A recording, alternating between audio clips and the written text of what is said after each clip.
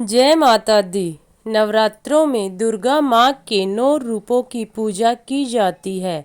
दुर्गा अष्टमी नवरात्रि का 8वां दिन होता है।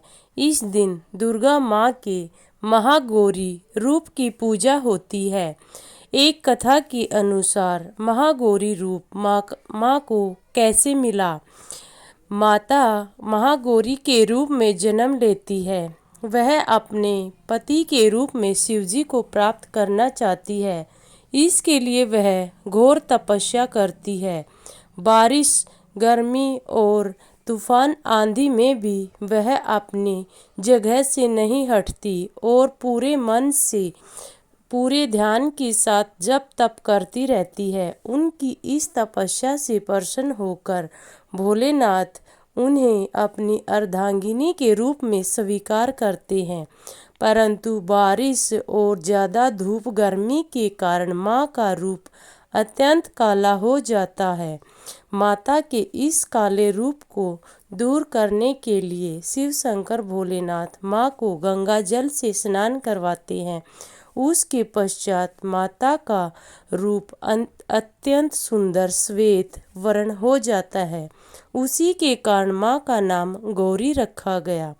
गौरी माँ महादेव की अर्धांगिनी है और इसीलिए उसी का नाम महादेवी रखा गया।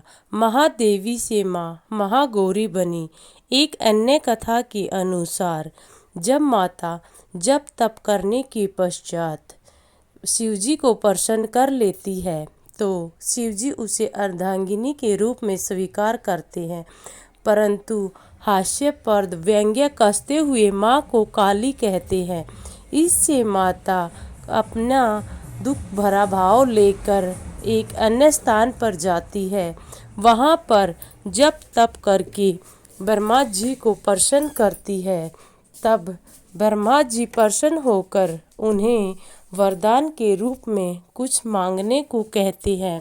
इस पर माता अपनी दुख भरी व्यथा व्यतीत करती है और कहती है कि भगवान मुझे सुंदर स्वस्थ और गोरा रूप दीजिए। इस पर ब्रह्मदेव उन्हें मानसरोवर में स्नान करने के लिए कहते हैं। माँ मानसरोवर में स्नान करने के पश्चात अत्यंत सुंदर गौरी स्वर्ण काया को प्राप्त करती है और वहीं से माँ का नाम महागौरी रखा गया। माता का यह रूप भक्तों अपनी दया बरसाने वाला है।